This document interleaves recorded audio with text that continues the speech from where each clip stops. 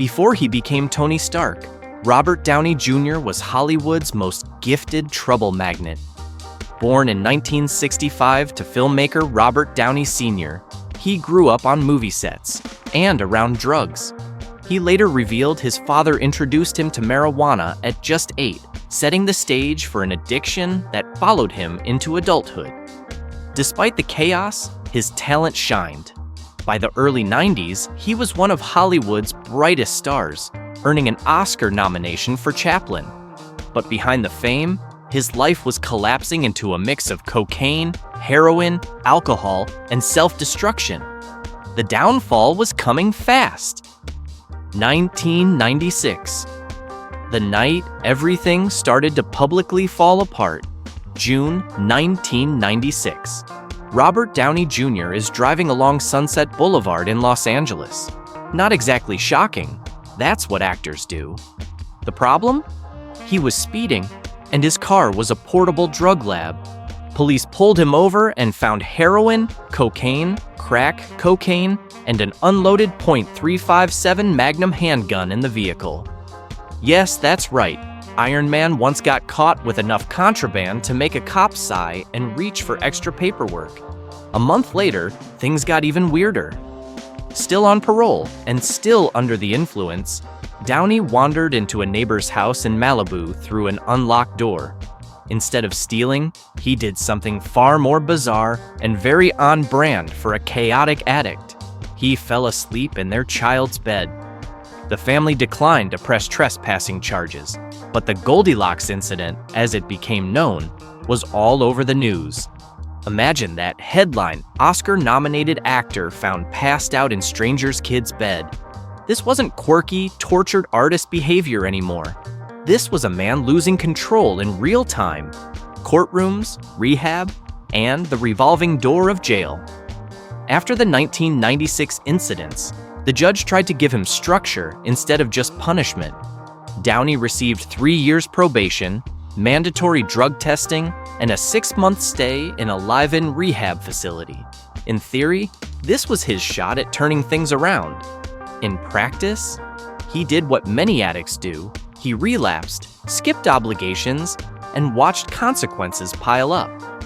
In 1997, he missed a court-ordered drug test, a big legal no-no. That failure landed him about 6 months in Los Angeles County Jail. Think about that for a second. 1 year, he's walking red carpets. The next year, he's wearing an orange jumpsuit and eating jail food that makes airplane meals look gourmet. When he got out, he went into a 120-day rehab program, worked again, and even delivered strong performances in movies like U.S. Marshals and Black and White. But behind those performances, addiction was still running the show. By 1999, the script took its darkest turn. 1999, sentenced to prison, Corcoran, not a Marvel set. Late 1999. After another missed drug test, the judge's patience ran out. Despite having a powerful legal team, including Robert Shapiro, who was part of O.J. Simpson's defense team, Downey was sentenced to 3 years in the California Substance Abuse Treatment Facility and State Prison at Corcoran. This wasn't a celebrity-friendly weekend jail situation. Corcoran housed some of California's most dangerous inmates. Downey later described the prison atmosphere as thick with menace. You could feel the evil in the air, he said in an interview, calling it the worst thing that ever happened to him. In reality, he served roughly a year to 15 months before being released on parole, thanks to a judge's ruling about why he'd been sent there in the first place and how the sentence had been structured. Just let that sink in. The man who would one day earn hundreds of millions as Tony Stark spent over a year in state prison, surrounded by people whose life goals did not include nail the next monologue. Iron bars before Iron Man. Downey hasn't gone into gory detail about every day in prison, but he's shared enough to make it clear. It wasn't some quirky Hollywood boot camp. It was dangerous, dehumanizing, and frightening. He talked about the constant tension, the noise, and the feeling that violence was never far away. Mixed in with that was something even harder for him personally: sobriety, with nowhere to run. In prison, he couldn't just escape into another high or another party. He had to sit with himself, his past, and the wreckage of his life. Behind those walls, Robert Downey Jr. wasn't a star. He was just another inmate with a number, a bunk, and a stack of regrets. If this were a superhero movie, this would be the moment when the hero loses the first big battle and gets knocked off the building. The question was, would he climb back up or just stay down? Parole, relapse, and the barefoot arrest that broke Hollywood's patience. When Downey got out of prison, nothing magically fixed itself. Addiction doesn't care about talent or fame. In 2000, he joined Ally McBeal and instantly became a fan favorite. Ratings rose, awards buzz followed, and it looked like his comeback was finally real. But then came Thanksgiving 2000, when police found him at a Palm Springs hotel under the influence with cocaine and Valium. Just months later, in April 2001, he was discovered wandering barefoot in Culver City, high again. That arrest was the breaking point. The Ally McBeal team fired him, rewrote entire episodes, and Hollywood quickly backed away. By mid-2001, Downey was homeless, broke, uninsurable, and considered too risky for even the smallest roles. The man who once earned an Oscar nomination had become a cautionary tale, one step away from a tragic final chapter. A long, quiet fight for sobriety. But this story isn't just about prison and failure. It's about what he did after the world stopped believing in him. In 2001, Downey pleaded no contest in the Palm Springs case and was again ordered into rehab and placed on probation, this time under California's Proposition 36, which emphasized treatment over prison for nonviolent drug offenders. He spent significant time in rehabilitation. Around 2003, something finally stuck. He committed to long-term recovery, leaning on 12-step programs, therapy, yoga, meditation, and a tightly controlled lifestyle. He later described how this combination, plus a support system and a new, healthier structure, helped him stay sober.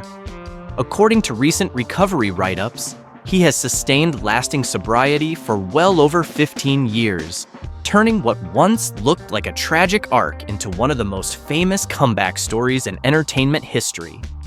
No dramatic courtroom speech, no slow clap moment, just years of boring, disciplined, daily choices that no paparazzi cared about.